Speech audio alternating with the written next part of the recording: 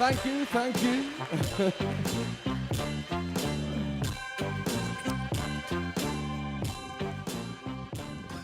So, good morning, Skopje.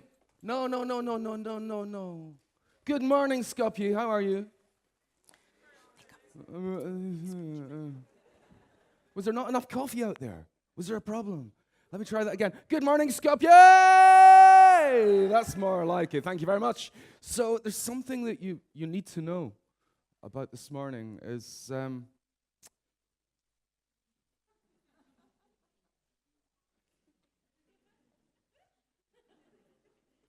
so this morning's talk. 3 easy ways to kill a kitten with a hammer. Okay, I'm kidding. I'm not gonna do that because that would never fill half an hour. 5 easy ways to kill a kitten with a hammer. No, maybe not. Maybe I'll just go to the actual talk that I'm supposed to do this morning. So, I'm a guy who has got this reputation as being he's the creative guy. It's very often I get introduced. Hey, here's Dave. He's the creative guy. And it's like, oh man. You know, I'm actually, I used to be an advertising creative. I was a creative director, and this word creative has like haunted me for 25 years. And I've got to the stage now that I hate the word creative. And I hate the term creativity. And part of this talk is really to talk about why that is, why I've got to that stage, and what it is I think that we need to do. You see, I was quite excited as a person who was a creative director at the time, back in 2010, when a study came out from IBM. Oh, by the way, you can all get this book for free at the end.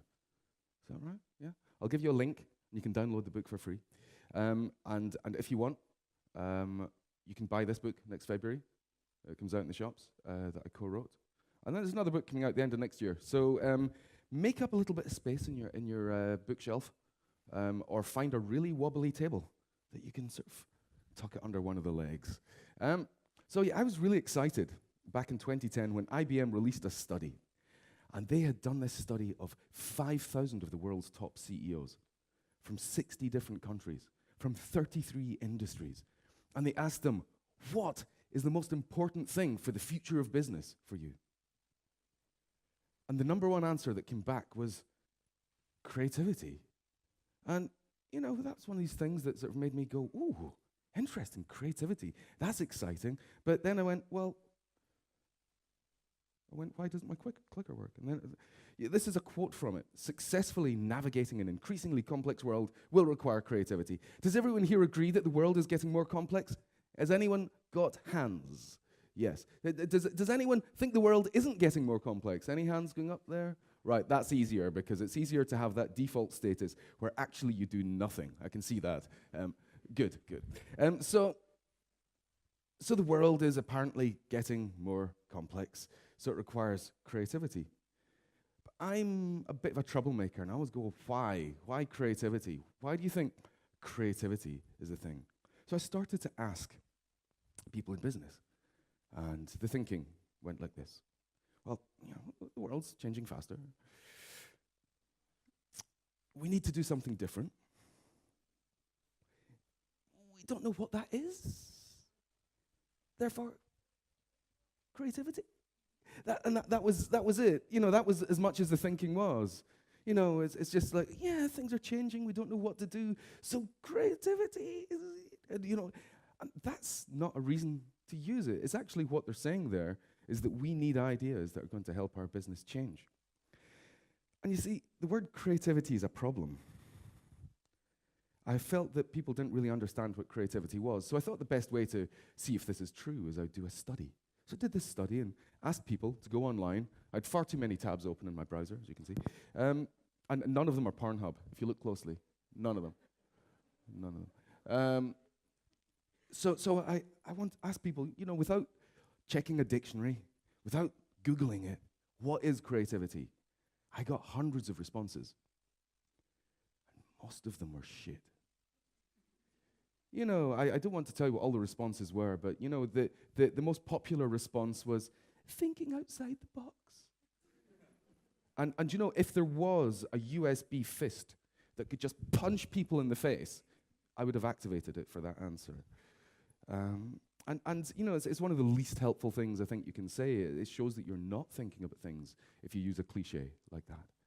So I got really, really bad results for this, and it proved that there was no consistent understanding of what creativity was. And one of the things that we really have to understand with creativity, and one of the misunderstandings that really came out in this study, was that we need to split creativity into doing and thinking. So why is it that we use the word creativity to describe the graceful movements of a ballet dancer and a bunch of grey accountants in a conference room sticking post-it notes to a wall? These are both things that we use the word creativity to describe. And if you can find any skill set that overlaps between these two, you're better than me, because I can't. I can't find anything that is an overlap between these two. So therefore, the word creativity is broken, if that's the case. So we need to separate thinking from doing. Doing is the 10,000 hours, is the getting really, really good at something, obsessive practice to become a master at doing something. And creative thinking is something that we can all do. We can all improve at. And those people who go, oh, no, I'm not creative, when you ask them to get involved in something, are lying to themselves mainly. Because we all were born creative. We all have the skills, and we'll come to that later on. So I'm obsessed with creative thinking and how to get better at creative thinking. And I'm obsessed with neuroscience and evolutionary psychology, behavioral economics, sociology, how people work together in groups, especially about how all that stuff can let us individually come up with better ideas, and as companies come up with better ideas and let them happen. Because we all know that companies are actually set up to kill ideas. They actually are. Because at the beginning of a company, it's very creative, you're inventing stuff. Then as a company grows, creativity goes down, because it's all about replicating the same thing again and again, so that it's predictable, it's effective, it's efficient. And at that point, creativity is not a part of it. You don't want people piddling around and changing things and just, I work in a bank, but I'm expressing myself through the way, you don't want to go on to a jumbo jet and the sort of pilot comes out and he's got this pink Mohican and he's just like, look, man, I'm just gonna like express myself through the way I'm flying this plane, like, this is gonna be the most creative flight you've ever had. You don't want that. You don't want that. So there's a reason why we systematize things and try and make it predictable, effective, efficient over time. So I try to work out what it is when we say that someone's creative. What actually is it that we're talking about there? And there's this thing that we all have, and it's a natural thing, and it's a pull towards being normal. It is a valuable thing. It's actually why humans evolved the way they did. We're social creatures, and that means subscribing to a norm so that people can be similar. So the thing about people who are creative is that they don't quite feel that same pull to the center of a norm. They diverge from it. So you actually want this in your company. You want people who diverge from the norm, but they are difficult people because they aren't normal. So they're a bit weird, okay? And then the other thing they've got, the people we describe as creative, is a drive to make things, a drive to be productive. So creative people are, if you want to really get down to it, they are productive weirdos.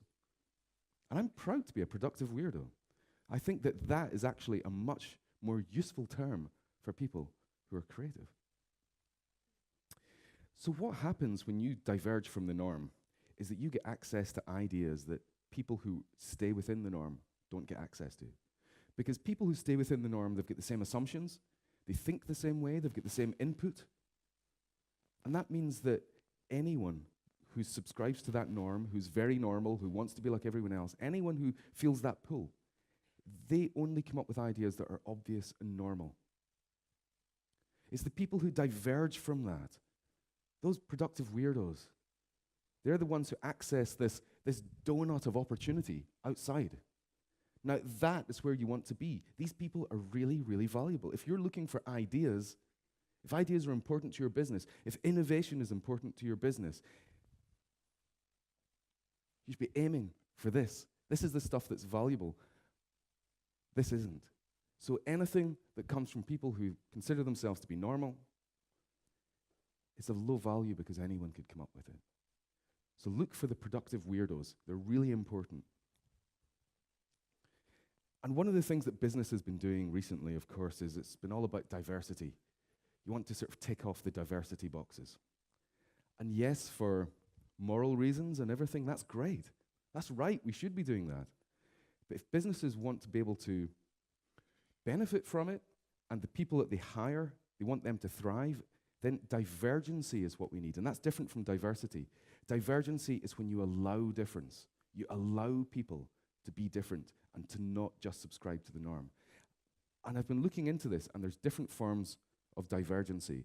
There's two particular kinds. We've got voluntary divergency and involuntary divergency. So involuntary divergency is things like, well, diversity, just the fact that people are naturally different. We've got DNA that makes us different. You know, it's just we are, and that, if you live your life in a wheelchair, you've got a very different view in life, and that very different view in life is valuable. It's valuable to business. It's valuable for coming up with ideas. Anyone who's different, and because of diversity, is valuable because they've got a different perspective. Neurodiversity is when you've got ADHD or dyslexia, which I've got both. They're great. I love them. Or if you've got forms of autism, these things, your brain functions in a different way. And that, as well, is valuable. Then we've got slightly dark stuff. We've got brain injury. We've got mental illness. And I could talk about all this for a long, long time, but I want to move on. Because there's voluntary divergency. There's contrarianism. That is being a pain in the ass. Is anyone here a pain in the ass? I am proud to be a pain in the ass. I think it's a really important thing is to be a pain in the ass. Any dreamers in here? Anyone who's a dreamer? Yeah, you're not the only one, according to John Lennon. Drinking drugs? I'm not going to ask. I'm not going to ask because I know you are all tripping off your tits right now. Drinking drugs. Well, it used to be big in the advertising industry. In my industry, when I started in the very beginning of the 90s, it was expected that creatives like me would go out to the pub at lunch, and sometimes we'd come back. And that was just normal. That the creative director would sometimes have a drinks cabinet in his office. I mean, you've seen Mad Men. They did it. And I caught the tail end of that. And then 2000 happened. And what happened is the millennial bug did not break computers. It broke the workplace, and people weren't allowed to drink anymore. So drink is actually quite valuable. I did a study a few years ago to see if alcohol makes you more creative. Took 20 advertising creatives. 10 of them were allowed to drink as much as they liked. 10 of them had to only drink water for 3 hours. They worked on a brief, and then we got their work judged by the public, and we got it judged by top advertising creative directors. Guess what? Alcohol works, overwhelmingly. And then you've got play. Now, play is one of these things that people in business go, ooh, that doesn't sound like work. That feels like the opposite of work. It's work or play. You know, it's one or the other. You know, no, actually, they've misunderstood play. If you think of what you do when you get a game of Monopoly, or a game of Risk, or a game of Dungeons and Dragons, or whatever you're playing, what you're saying is, look, collectively, together, us group here, we are going to operate to a different set of rules until this is finished. We've got a certain goal that we're trying to get here. Everyone understands that goal. This is the way we operate. I do this and then you do this. Okay, so there's a set of rules. And when you're running a workshop properly, if you think of it properly as play, what you're doing is you're getting a group of people who normally feel that pull to the center of the norm, and you're taking them and you're giving them a different set of rules to operate with, which means that you force them to diverge. At that point, they've got different understandings, different knowledge, different ways of working. They operate differently, so they come up with different ideas. That is really valuable. So play is something that business needs to embrace because it's a form of helping people diverge from the norm. So I want to give you some pointers now. First thing is to understand that creativity is a process. The user guide to the Creative Mind book that you can all get afterwards, I had some resistance from some people in advertising because they hated the fact that I explained creativity as a process. But it is. It most definitely is a process. You have to do the steps in order, or it doesn't work. If you think about a computer's input, process, output, our brains are the same. Input, process, output. You can't have output, then process. It doesn't make sense, does it? It's a process. So that's what we have to understand, is that creativity is in fact a process, and it's taking us somewhere. So the problem is, when it comes to creativity in business, the first thing that people do is hold a brainstorm. How many of you here have been subjected to a brainstorm? Really, that few? All right, okay, let's go for the default, the easy default. How many here have never been in a brainstorm? Okay, that's easier, you lazy bastards. I know what you're like now. I've got your number. Right, so brainstorms. Brainstorms are 75 years old this year, and they've been proven to be utterly ineffective. There's been about 100 academic studies done on brainstorms since they were invented. And these studies show that if you take the same group of people that you would have for a brainstorm, and you get them to work individually, independently, for the same amount of time, they will come up with more ideas, better ideas, more interesting ideas. Then the problem is that brainstorms cause groupthink. They cause people to think small. They fill the room with politics. They're never actually done properly, because what happens is that a problem comes in, and someone comes around the office. I'm sure you're familiar with it, and they come around and they go, "Anyone free? Anyone free just now? You free? Who's free? Having a brainstorm, 5 minutes. I've got biscuits." And so people, you've naturally selected the people who are lazy, because they go, "I don't want to work. That sounds better than work. I'm not busy, because I'm one of the crap ones." And I go into the brainstorm, and you get these people who are like, "I'm away from my desk. Thank goodness, I hate that desk. God." And they go in and you give them biscuits, and what happens is they just go, "Right, we've got a problem. The problem is this, ideas." And they click their fingers and go, "Ideas, ideas." And they stand in front of a flip chart expectantly, "Ideas." And what happens is you get first thoughts. You get just random streams of consciousness that fall out, and somebody scribbles it up. They scribble up. Then at the end of the session, they go, "That was brilliant, everyone. That was brilliant. Look, we filled 3 pages. We filled 3 pages. Right, tell you what. Rip that off." And they say, "Right, we'll go and get Mary to type that up." So they take these, and Mary types them up, and she looks at it and goes, "I think drinking drugs might be involved in the workplace, because this makes no sense whatsoever." And she types it up, and you get this document, and this document's sent round, and everyone looks at it and they go, "I was there, and this makes no sense to me." And then the boss says, "So how did you go on with coming up with ideas for this?" And at that point they go, "Well, we held a brainstorm, but we didn't get much." And then the people who've been in the brainstorm, they come up a couple of weeks later and go, "What happened to the stuff in the brainstorm? Did any of the ideas happen?" All excitedly. "I might be involved in something."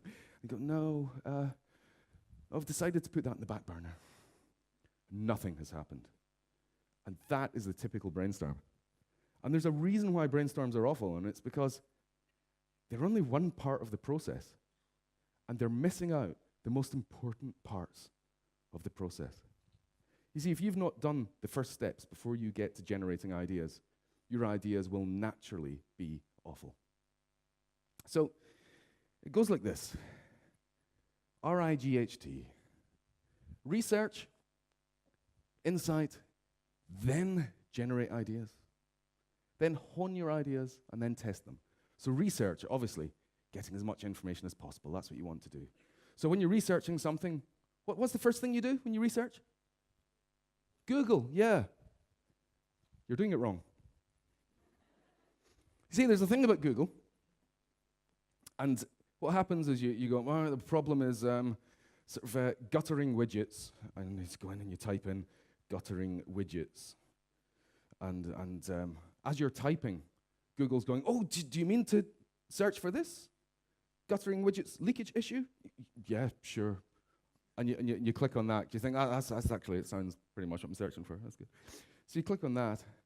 So it's automatically directing you to the same stuff that everyone else is seeing when they Google it. And you get the same results because, Google, the wonderful thing about it's an algorithm that it tries to work out what's the most relevant information, and it ranks that. How many of you here ever go onto page 2 of Google? All right, you're lying bastards, because 95% of Google searches never go on to the second page. Do you know how many people visit page 3 of Google? No, because you've never been there. Do you know with the first listing on Google, 33% of all clicks on a search, the first listing? That goes down quite a lot to 3% by the time you get to number 7. That's not even got the second page yet. So everyone is getting the same information. There's another poisonous thing. It's called the Google effect. If you don't believe me, Google it. And what happens is the Google effect, if you think that something is stored on a computer or on an internet, you don't remember it because you think, I'll be able to come back to that later. Now, you need to have the information in your head if you're going to work with it. If you don't remember that information, it's of no use to you. It's no use to your thinking because it's not there for you to process it. So be very careful when you're doing research. Insight, a lot of people don't understand what insight is. A lot of advertising planners, a lot of strategists don't seem to understand what insight is. Instead of giving an insight, they give an observation. So you ask for insights, and they say 32% of people prefer to put yogurt on their cornflakes. You're like, okay, that's an observation. That's not an insight, that's an observation. An insight is when you go, why? What's the interesting reason for that? And then you might find that people are repulsed by milk. Could be that. Could be that we're getting increasing dairy tolerance. It could be that. It could be that when you put yogurt on your cornflakes that they don't get soggy as quickly. It could be that. Find out what the insight is. The insight is the reason behind, because those insights are more useful than just an observation. So make sure that you understand what an insight is. It's the interesting reason behind an interesting observation. Okay? And once you've got that, it's easier to use that to generate ideas that are effective. Then generate ideas. That's what people think that they hire me for. Oh, we'll get Dave in, he'll give us techniques, he'll show us how to do brainstorms. Fuck off. Hone, then this bit is usually missed out. So people end up with their bumper bag of crap ideas at the end of generating these ideas, and then they need to hone them, and they don't. Honing is when you take the idea and you go, how can I improve this and get it as good as it possibly can be? What can we do with this idea to make it really, really effective, really, really amazing? And then very few people, certainly in the marketing industry, ever test anything. The way that they test it is wrong. They do a research group. Do you know what happens in research groups? Well, nothing of any value. You get a bunch of people there who they don't have any opinion on advertising or anything like that, particularly from the industry I've come from. And then you ask them their opinion of it, and sadly they give it to you. They have no informed ability to have an opinion because they've never judged this stuff before. So they just say what comes into their mind. Yeah, but it's too much purple. It's too purple. I don't like the font. What font is that? Is it Times New Roman? I like Times New Roman. This is the kind of nonsense you get. So watch out when you're testing. Right, I want to do an experiment on you because I want to prove to you that you all have the abilities. I've got a number of experiments. I'm only going to do one this morning. It's all about pattern recognition. You have the ability to spot patterns. It's just naturally in there. So how many of you here suffer from pareidolia? How many of you been diagnosed with pareidolia? Okay. Well, you all have pareidolia. Pareidolia is when you see faces in objects, or you see patterns in things, and you hear noises and it sounds like there's a voice.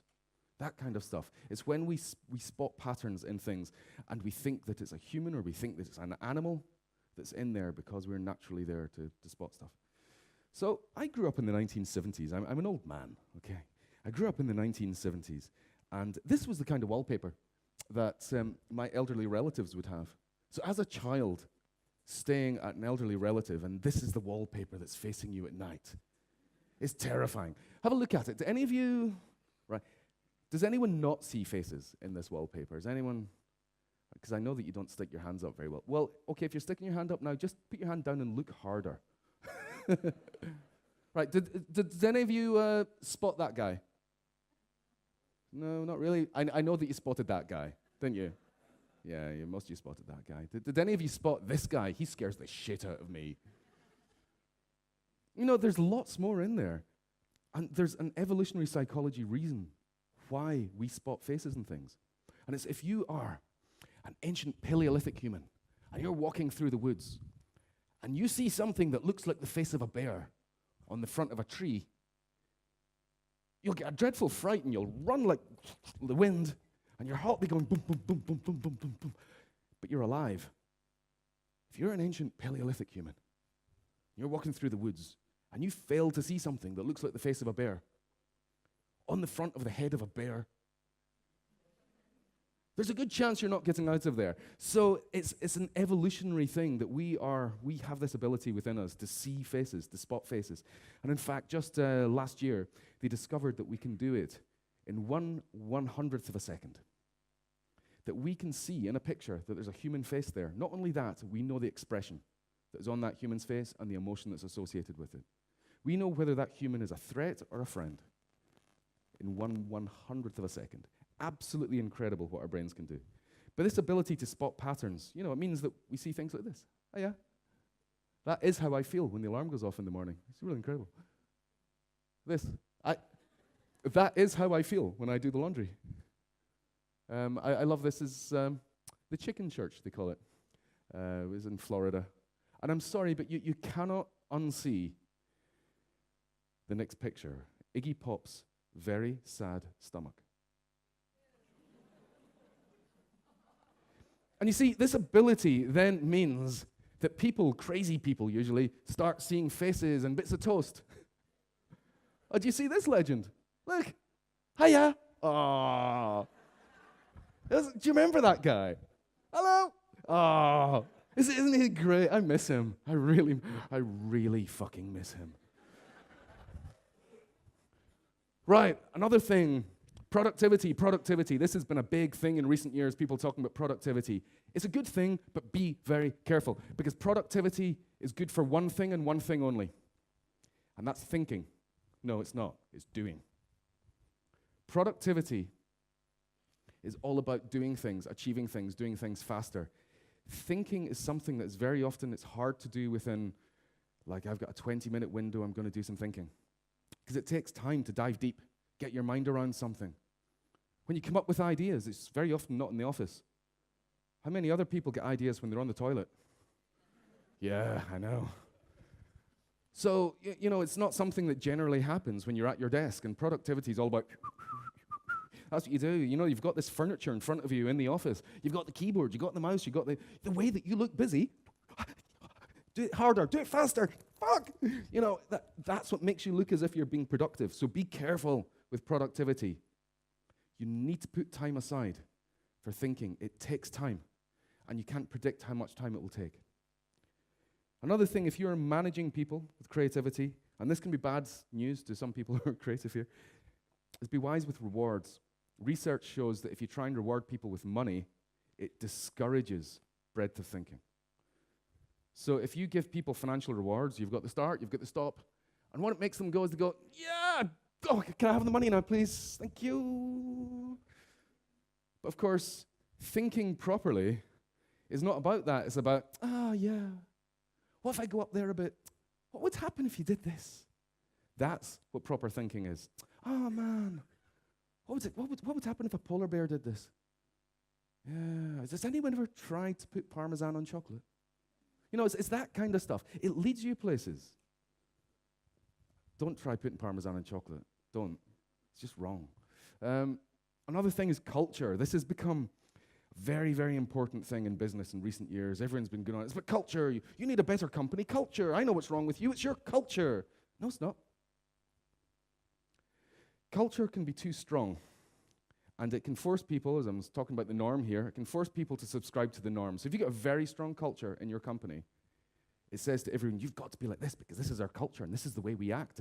And it stops people from diverging because you want people to diverge. And then you get companies like Zappos.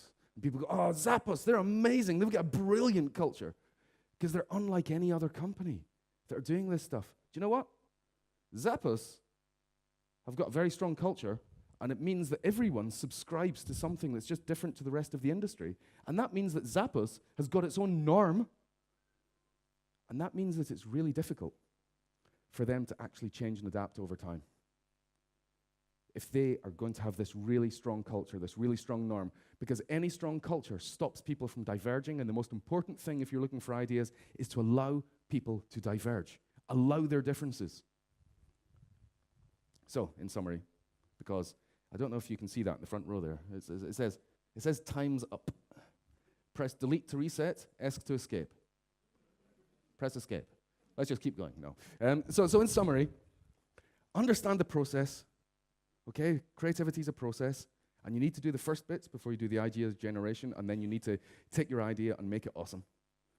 Beware of productivity, because it can be all about doing rather than thinking. And thinking, I've got to say, all the doing stuff, if you're really productive, if you're really good at doing the doing stuff, you are ripe for being replaced by robots. Thinking is what robots cannot do. They can do repetitive tasks. If you're very good at doing repetitive tasks, you're screwed. Be wise with rewards, be careful with culture, and thank you. I've got...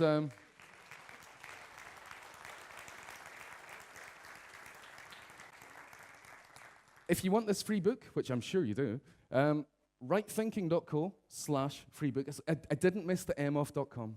It actually is .co. Oh, look, they've given me another 20 minutes. I'll just keep going, shall I? No. Rightthinking.co, free book. And I just ask you to give me a little bit of feedback and just answer, it's a 2-minute thing just to say, yeah, he was all right.